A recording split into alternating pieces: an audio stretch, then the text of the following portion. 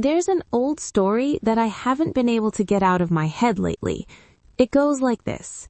A centipede was walking along, minding its own business, moving its 100 legs in perfect harmony. It was a beautiful, rhythmic dance.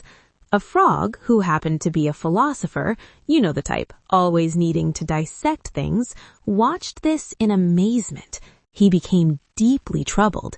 He hopped over to the centipede and blocked her path. He asked, "Excuse me, how do you do it? To coordinate 100 legs, knowing which one to move first, which one second, and which one is number 99, it is an organizational miracle. How do you manage the data?" The centipede stopped. She had never thought about it.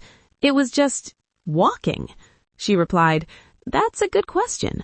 Let me think, and I will tell you." As the centipede stood still and tried to consciously figure out which leg was supposed to move next, she began to wobble. A tremor went through her long body. Within seconds, her legs became hopelessly tangled. She tripped over herself and fell over into the dirt.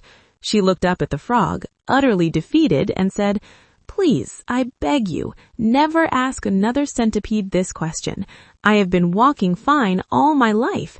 The moment I started thinking about it, I could no longer move." Poor centipede. It's a funny little fable, but man, does it hurt a little bit when you realize what it's actually about. It's not about bugs. It's about us.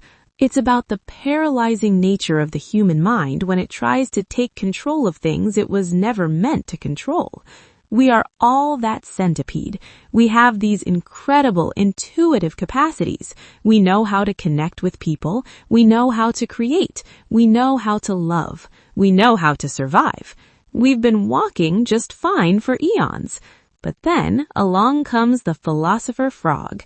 And the frog isn't some external villain. The frog lives right here. It's that voice of excessive analysis, the voice that demands to know the how and the why and the what if before we even take a single step. Think about how often we do this to ourselves. Think about the last time you were in a social situation, maybe a party where you didn't know many people. If you just walk in, grab a drink, and say hello to the first person you see, you're usually fine. You're the centipede just walking. But then the frog shows up. The frog says, "Wait, how are you holding that cup? Is your posture weird? Who should you talk to first, the influential person over there or the safe person by the dip? What if you say something stupid? What if your opening line falls flat? Which leg do you move first?" And suddenly you freeze. You're standing in the corner, physically awkward, mentally exhausted, unable to have a simple human interaction because you are trying to think your way through something that is meant to be felt. We do it with creativity. A child picks up a crayon and just draws. They don't worry about perspective or color theory. They just act on impulse. The flow is pure. As adults, we sit down to write an email, paint a picture, or start a project, and the frog hops onto the desk. Is this the right word? Is that the most efficient approach? What will the critics say? Maybe I need to do 5 more hours of research before I begin. And the canvas stays blank. The email stays in the draft folder. The legs get tangled. Osho used this story to illustrate a profound truth, that life is not a problem to be solved by the intellect.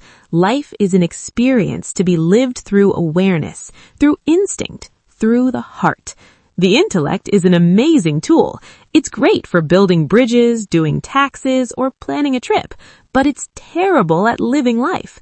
When the intellect tries to take over natural processes like connection, creativity, or intuition, it creates chaos. It tries to substitute analysis for flow. Why do we listen to the frog? I think it's about control.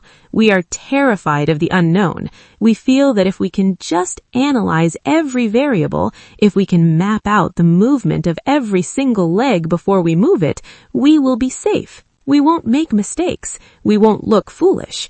We trade spontaneity for safety. We trade aliveness for certainty. But the irony, the cruel irony that the centipede discovered, is that by trying to guarantee the outcome, we destroy the ability to act at all. We don't get safety, we just get stuck. Overthinking is the art of creating problems that weren't there to begin with. The centipede didn't have a walking problem until she thought about walking. How many problems in your life right now are actual, tangible roadblocks, and how many are just tangled legs in your mind?